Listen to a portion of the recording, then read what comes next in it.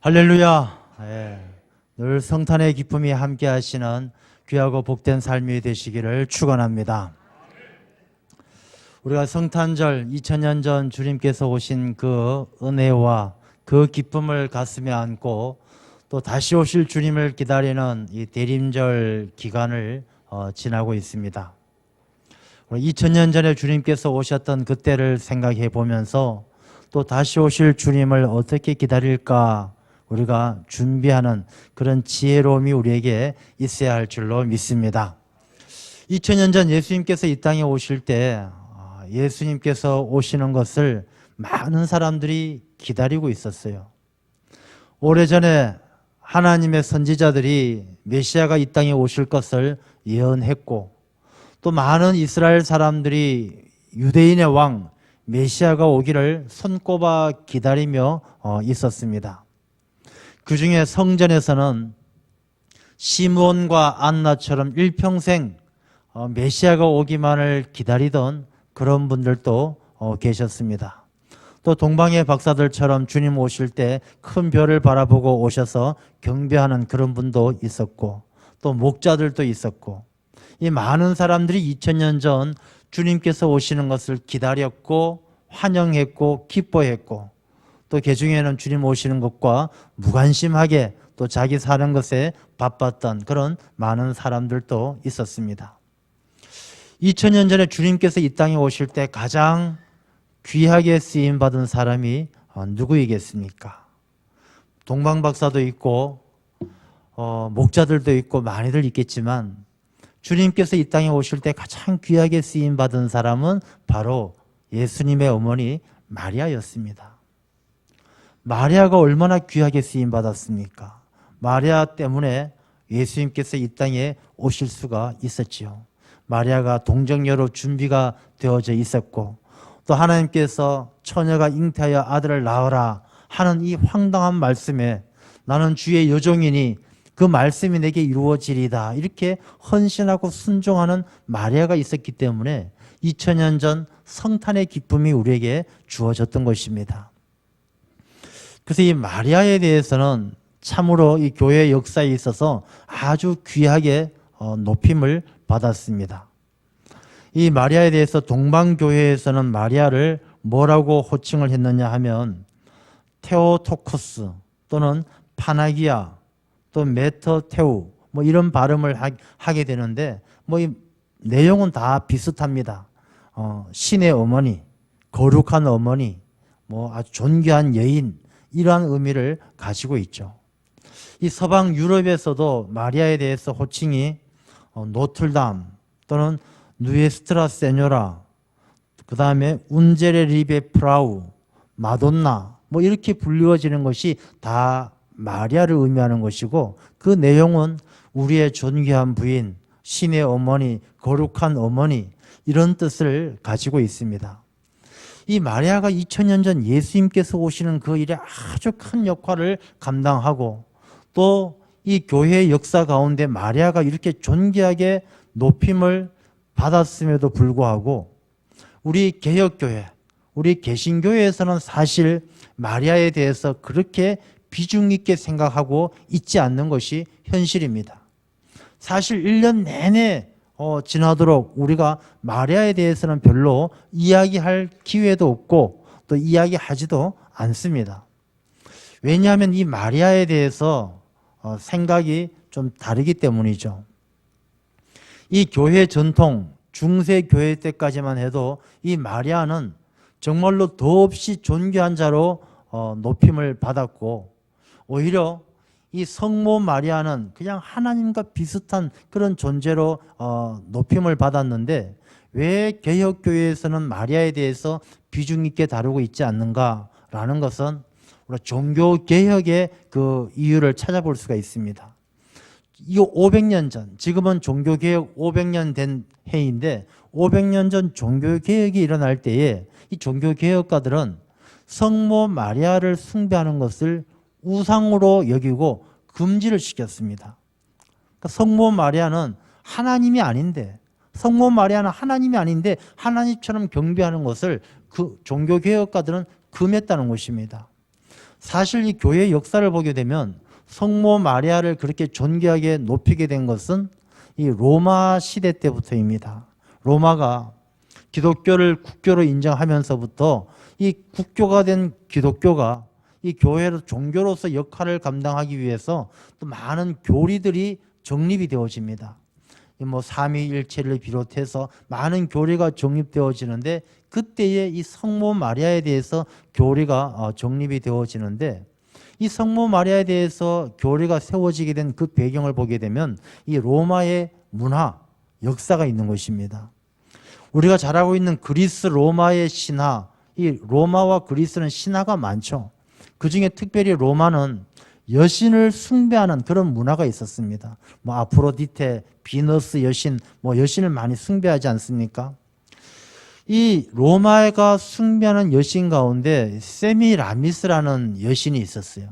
이 세미라미스라는 여신은 우리가 성경에서 보게 되면 이 바벨탑을 세우고 시날 평지에 최초로 이 큰 나라를 만들었던 그 사람이 바로 니무롯이라고 나오죠. 니무롯.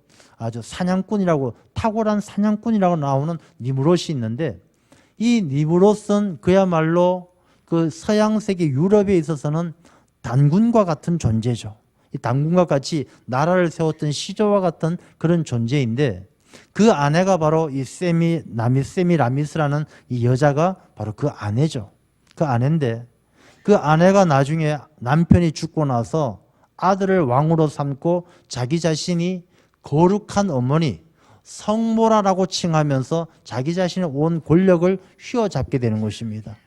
그래서 이 여인을 아주 성모, 위대한 어머니라고 이야기를 했는데 그 문화의 영향을 받아서 기독교가 초창기 로마에서 종교로 세워지게 되면서 그 문화와 결부되어지면서 마리아가 그렇게 높임을 받게 된 것이죠.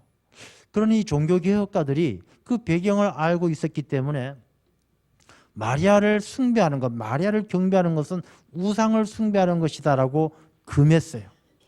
그래서 우상 숭배를 하는 것이라고 해서 마리아를 숭배하지 못하게 되면서 이 개혁교회에 있어서는 마리아에 대한 이야기를 거의 하지 않게 된 것이죠.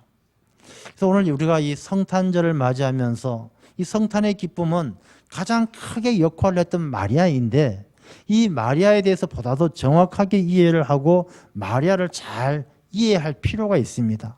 왜냐하면 2000년 전 예수님께서 이 땅에 오실 때 마리아가 가장 귀한 주의 여종으로서 귀한 사명을 감당했었던 것처럼 다시 오실 주님을 기다리는 우리가 주님께서 다시 오실 때 정말로 주의 종으로서 그 길을 잘 준비하려면 우리가 2000년 전 마리아의 모습을 통해서 크게 배울 것이 있다는 것입니다.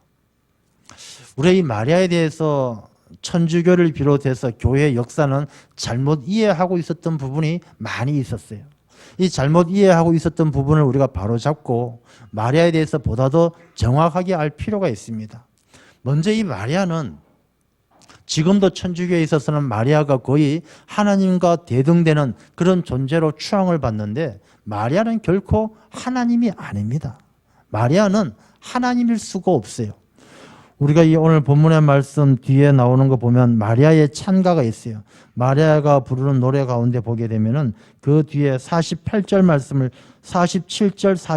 말씀을 보면 내 마음이 하나님 내 구주를 기뻐하였으면 그의 요정의 비천함을 돌보셨음이라. 이렇게 마리아가 고백을 해요.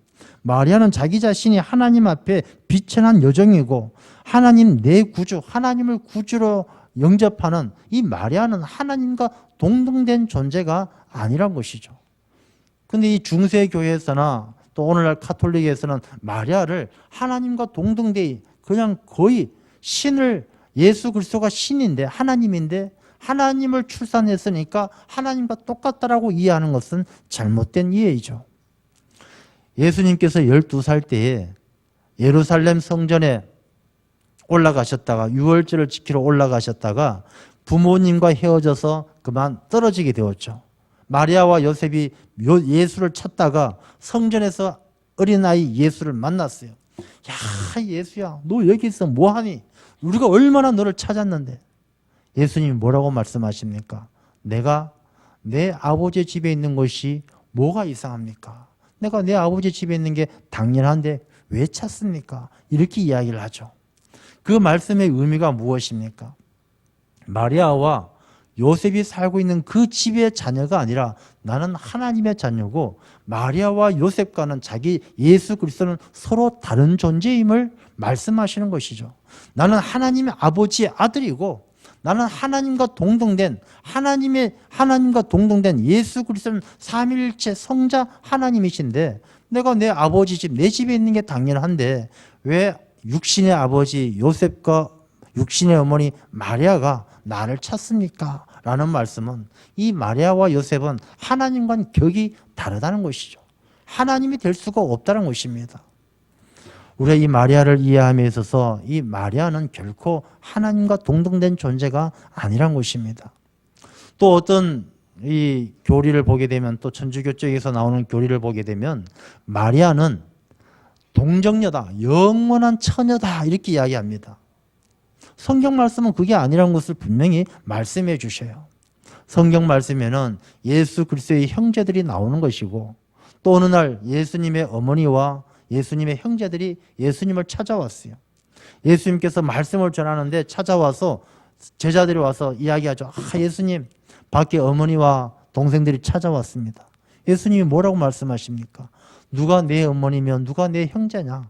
하나님의 말씀을 듣고 행하는 자가 내 어머니와 내 형제다. 이렇게 말씀하셔요. 어머니와 형제들이 찾아왔던 사실이 기록되어져 있죠. 그리고 야고보는 예수님의 형제 야고보는 나중에 예루살렘 교회의 지도자가 되지 않습니까? 그런데 마리아가 영원한 동정녀란 것은 잘못된 이야기죠. 그래서 이 중세교회 때부터 내려오는 구교에서 가톨릭에서는 그래서 마리아는 죄가 없는 인간이 아닌 하나님이다.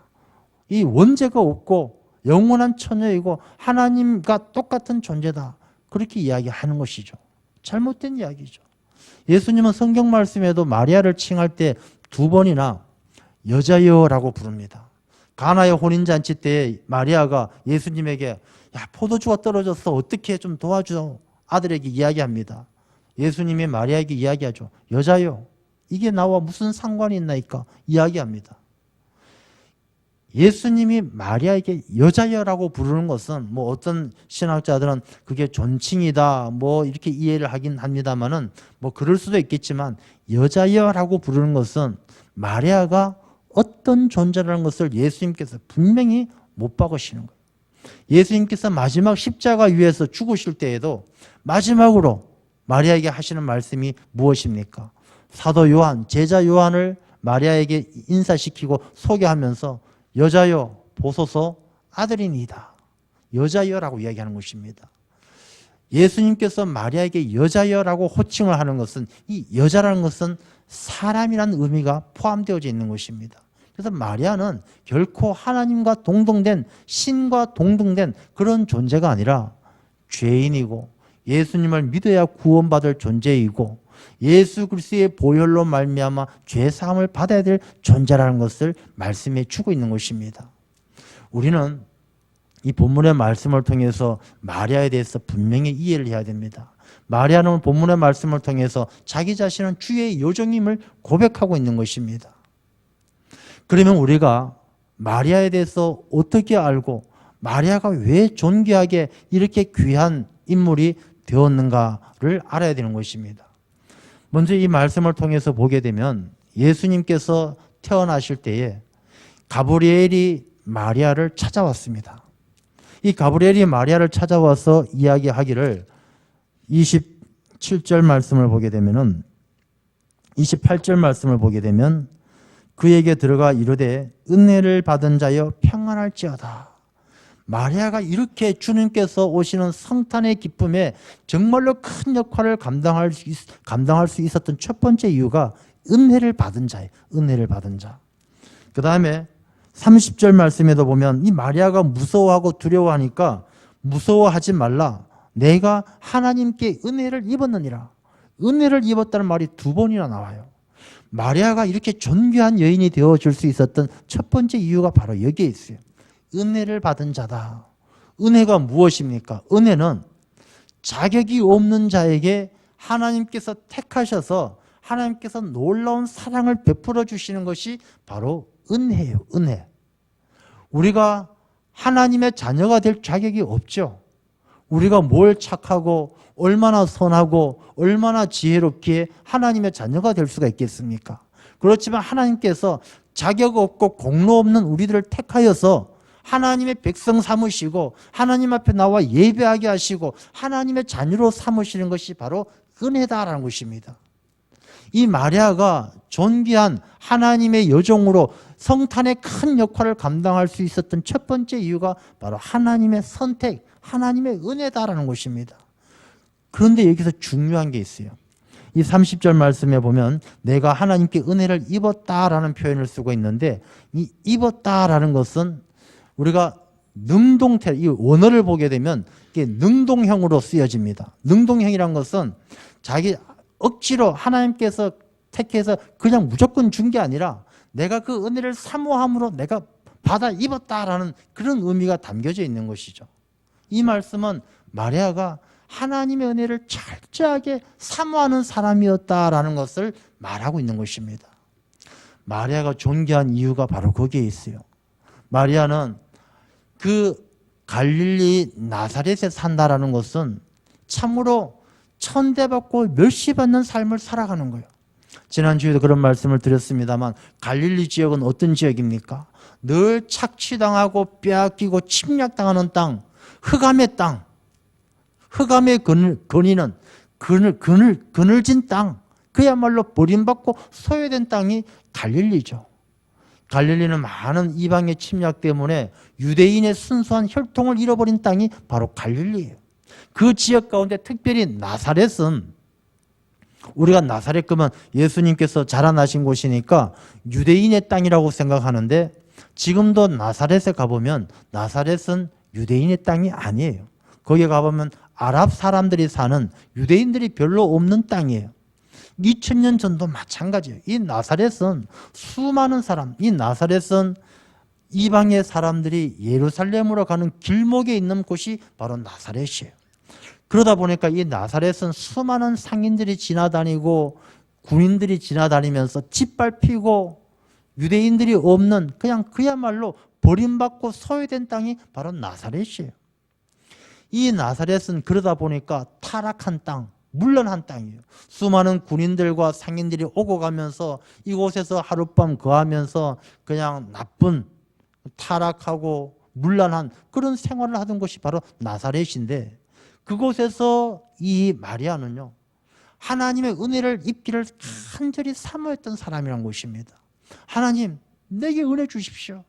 하나님의 은혜만이 나를 붙들어 주시고 나를 건져 주실 수 있습니다 라고 기도하면서 은혜를 사모했던 사람이란 것입니다. 여러분 우리가 이 대림절을 지나면서 다시 오실 주님을 기다리는 이 시대를 살아갑니다. 우리가 살아가는 이 시대가 바로 나사렛 땅입니다.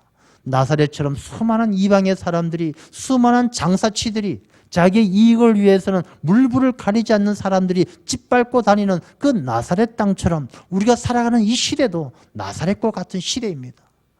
그렇지만 이 대림절을 통해서 다시 오실 주님께서 이 땅에 다시 오실 때 귀하게 쓰임받는 하나님의 종이 되기 위해서는 우리가 무엇보다도 하나님의 은혜를 사모하는 하나님을 바라보며 은혜를 사모하는 그런 사람 되어야 할 줄로 믿습니다. 마리아는 바로 그런 사람이었어요. 하나님의 은혜를 간절히 사모할 때 하나님께서 택하셔서 은혜를 입게 하신 거예요. 이게 무슨 차이냐면요. 은혜를 사모하는 사람은 은혜 받을 때를 안 놓쳐요. 여러분 신앙생활 하는 것을 가만히 지켜보게 되면 사모하는 사람은 하나님이 주신 은혜를 하나도 안 놓쳐요. 그 은혜를 자기 것으로 만들고 은혜 가운데 푹 빠져가지고 그 은혜로 말미암아 힘있고 능력있게 살아요. 근데 사모하지 않는 사람은 은혜를 부어줘도 그 은혜가 줄줄줄줄 다 새는 거예요. 우리가 똑같이 예배를 드릴 때도 마찬가지죠. 간절히 사모하는 사람은 한마디 한마디가 내게 은혜가 되고 내게 힘이 되고 내게 능력이 돼요. 그렇지만 사모하지 않는 사람은 잔소리에 지나지 않고 마음에 새겨지지 아니하고 한쪽 귀로 들어왔다가 한쪽 귀로 흘러가는 것입니다. 우리가 다시 오실 주님, 마라나타의 신앙을 가지고 주님을 기다리는 우리들이 주님께서 이 땅에 다시 오실 그때에 하나님의 귀한 종으로 쓰임받기를 사모하신다면 우리가 무엇보다도 하나님의 은혜를 간절히 사모하고 하나님께서 주신 은혜를 하나라도 놓치지 아니하고 은혜 가운데 살아가는 우리들이 되어야 할 줄로 믿습니다. 또한 이 마리아는 그 가브리엘의 이야기를 듣고 너무나 당황스럽고 놀라죠. 놀라는 가운데 마리아가 그렇게 이야기합니다. 34절 말씀을 보게 되면 나는 남자를 알지 못하니 어찌 이 일이 있으리까? 남자를 알지 못한다라는 것은 두 가지 의미가 있어요. 이 첫 번째, 마리아는 정말로 깨끗한 그릇이어서 주인께서 쓰시기에 합당한 여인이었다라는 의미가 있는 것이죠. 남자를 알지 못했다는 것은 나사렛 그 음란하고 타락한 마을에서 남자를 가까이 하지 않고 살았다는 것은 늘 주님만 바라보면서 자기 자신의 삶을 경건하게 지켜서 하나님께서 쓰시기에 합당한 깨끗한 그릇이었다는 것이죠. 우리가 그릇의 비유에 나오지 않습니까?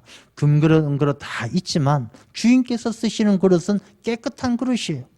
금그릇, 은그릇, 좋은 집안, 많이 배우고 가진 게 많아도 그 마음이 깨끗지 못하면, 그 마음에 욕심이 가득하고 더러움이 가득하면 주인이 쓸 수가 없는 것이죠. 마리아는 주인께서 쓰시기에 합당한 깨끗한 준비된 그릇이었다라는 것을 이야기해 주는 것이고, 이 두 번째는 또 남자를 알지 못한다는 것은 세상의 방법으로는 아이를 낳을 수 없다라는 것입니다. 그렇지 않겠습니까? 처녀가 잉태하여 아들을 낳는다는 것이 이 세상의 방법, 남자를 가까이 해야만이 아이를 낳는 것이 당연한 이치인데 남자를 가까이 한 적이 없다는 것은 도저히 방법이 없다는 것입니다. 세상의 힘, 세상의 권력, 세상의 능력, 세상의 어떤 기술로도 도저히 방법이 없는 이 일을 어떻게 하라 하십니까? 고칠 수도 없고 바꿀 수도 없고 도저히 방법이 없는 이 일을 어떻게 하라 하십니까? 이런 의미가 담겨져 있는 것이죠. 그럴 때 가브리엘이 뭐라고 답을 합니까? 35절 말씀에 보면 천사가 대답하여 이르되 성령이 내게 임하시고 지극히 높으신 이의 능력이 너를 덮으시리니. 마리아가 2000년 전 예수님께서 이 땅에 오시는데 가장 귀하게 쓰임받는 역할을 감당할 수 있었던 이유가 바로 여기에 있는 것이죠. 성령이 내게 임하시리니. 예수님께서 이 땅에 오신 것은요, 성령의 임하시는 성령의 역사예요. 성령의 사건이에요. 그래서 우리가 이 세상을 살아가면서 주님께서 우리의 삶 가운데 찾아오시고 예수 그리스도가 이 땅에 2000년 전에 오신 것처럼 내 삶에 주님께서 찾아오셔서 나와 함께 하시고 이 세상의 모든 예수님이 세상을 이기시는 것처럼 예수님과 동행함으로 세상을 이기기 위해서는 성령께서 내게 임하셔야 될 줄로 믿습니다. 성령 충만한 사람이 아니면 예수님이 내 삶에 함께 하지를 못하시는 거예요. 마리아는 예수님께서 이 땅에 오시는 그 일에 성령께서 역사하셨기 때문에 이 마리아는 예수님과 함께하는 예수님의 어머니가 될 수가 있었던 것이죠. 두 번째는 하나님의 능력이 너를 덮으시리. 하나님의 능력이 마리아를 다 덮었어요. 마리아가 얼마나 허물이 많고 부족합니까? 출신이 갈릴리 나사렛 지방에 사는 아주 촌에 정말로 촌뜨기고 아무도 알아주지 않고 배운 것도 별로 없고 가진 것도 없는 그런 존재예요. 거기에다가 요셉하고 정혼까지 해서 별로 별 볼 일 없는 그런 존재예요. 그렇지만 이 마리아가 그런 존재였는데도 하나님께서 이 성탄에 예수 그리스도가 이 땅에 오시는 가장 귀한 사명을 감당하게 하시는 것은 하나님의 능력이 그를 덮으셨기 때문이에요. 여러분, 우리가 하나님의 귀한 일꾼이 되고 하나님의 종이 되는 것은 내가 잘나고 내 능력으로 할 수 없는 것입니다. 하나님이 우리를 덮으시면 능치 못할 일이 없는 줄로 믿습니다. 하나님께서 우리를 덮으셔야 돼요. 하나님께서 우리를 덮으시기 위해서는 우리가 어떻게 해야 되겠습니까? 하나님에게 푹 빠져야 되는 것이죠. 우리가 이래도 하나님, 저래도 하나님, 이래도 주님, 저래도 주님. 우리가 주님에게 내가 깊이 빠질 때 아파도 주님, 건강해도 주님, 잘 돼도 주님, 못 돼도 주님. 이것이 바로 주님께서 하나님의 능력이 우리를 덮어주시는 비결이에요. 조금만 잘 된다고 해서 하나님의 그늘, 하나님께서 덮으시는 하나님의 능력을 떨치는 거예요. 아, 하나님의 능력 필요 없어. 내가 잘할 수 있어. 내 능력이면 충분히 성공하고 돈 벌 수 있어. 성공하지 못하는 것입니다. 내가 잘 돼도 주님, 내가 힘들고 어려워도 주님. 하나님의 능력이 우리를 덮으실 때만이 마리아가 예수 그리스도의 성탄의 큰 도구로 쓰임받은 것처럼 우리가 하나님의 역사 가운데 귀하게 쓰임받을 줄로 믿습니다. 마리아는 바로 그런 존재였어요. 마리아는 하나님의 크신 능력이 덮어주실 때 이 놀라운 성탄에 하나님께 쓰임받는 일꾼이 될 수가 있었던 것입니다. 이럴 때에 마리아는 그 모든 상황 속에서 어떻게 합니까? 37절 말씀을 보면은 대저 하나님의 모든 말씀은 능하지 못하심이 없느니라. 이렇게 천사가 이야기할 때에 38절 보면 마리아가 주의 여종이오니 말씀대로 내게 이루어지이다. 주의 여종이오니 종. 이 종이란 말은요, 주인에게 아니요라고 말하는 사람은 종이 될 수가 없죠. 옛날에 이 당시에 종은요, 주인에게 생명이 달려있고 주인에게 모든 것이 달려있습니다. 아니요 하면 주인이 너 필요 없어. 그러면 죽는 거예요. 이 종이란 것은 주인에게 생명까지 모든 것이 주인에게 달려있는 존재가 바로 종이에요. 마리아가 내가 주의 여종이오니 라고 이야기하는 것은 나의 생명까지도 하나님께 다 달려있습니다. 하나님의 것입니다 라고 고백하는 것이죠. 여러분, 이 종이란 것은 자기 생각, 자기 뜻대로 살아가는 존재가 아니죠. 주인의 생각, 주인의 말씀에 전적으로 순종하는 게 바로 종이에요. 근데 전적인 순종은 어디에서 옵니까? 믿음에서 오는 것이죠. 믿음.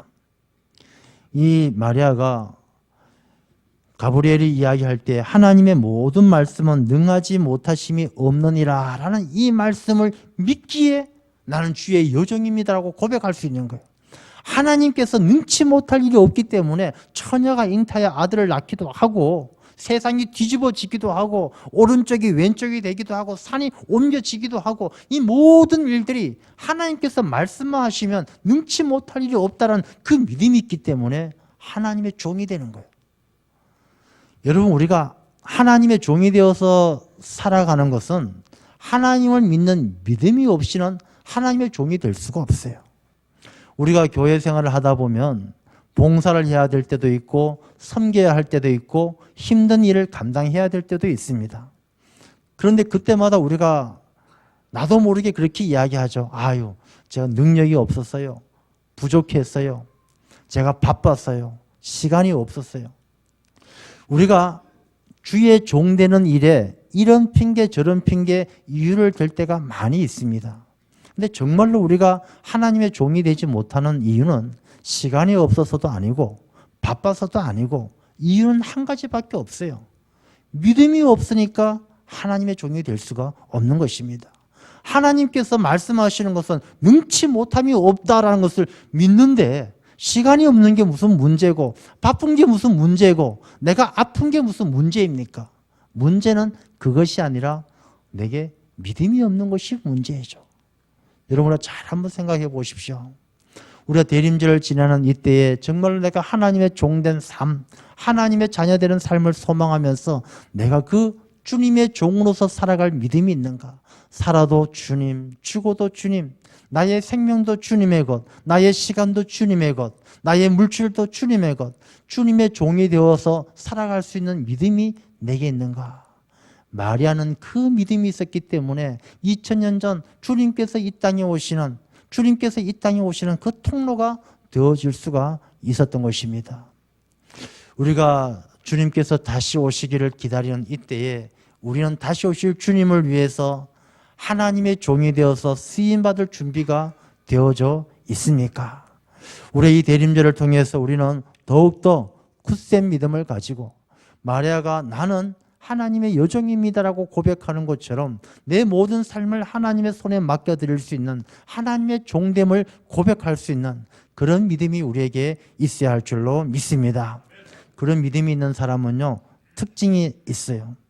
마리아가 그 특징을 보여주는데 말씀대로 내게 이루어지이다 이렇게 고백합니다.